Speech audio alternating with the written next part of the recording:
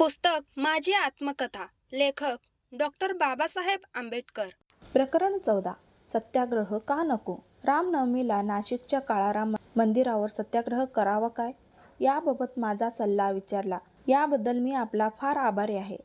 आता सत्याग्रह करणे बरोबर नाही असे सांगताना मला विशेष काही वाटत नाही.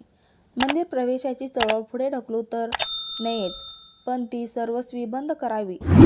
ज्याने सत्याग्रह चालू करायला सांगितले तोच आता सत्याग्रह अजिबात बंद करा असा सल्ला देतो, हे मोठे नवलाईचे व आश्चर्याचेच वाटेल.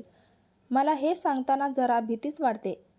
मंदिर प्रवेशाची चळवळ जी मी सुरू केली तिचे ध्येय अस्पृश्यांना मंदिरात प्रवेश मिळाल्यानंतर त्यांनी देवाची पूजा अर्चा करीत बसावे व त्यामुळे आपणाला मोक्ष मिळेल अशी त्यांची समजूत करून घेऊन जीवन जगत राहावे हे नव्हे.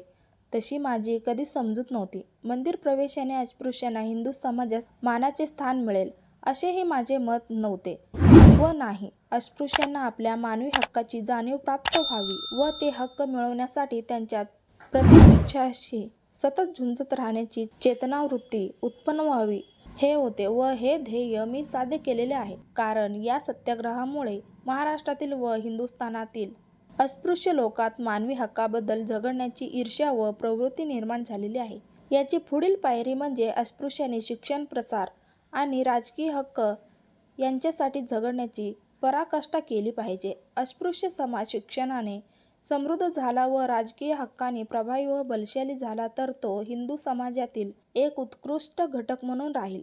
पण हे शेवटचे साध्य करण्यासाठी हिंदू समाज, धर्म व धर्मशास्त्रे यांच्यात आपादमस्तक फेरफार घडवून आणले पाहिजेत आणि त्यासाठी अस्पृश्यांनी सवर्ण हिंदूंना या कामासाठी प्रवृत्त करण्यासाठी झगडत राहावे.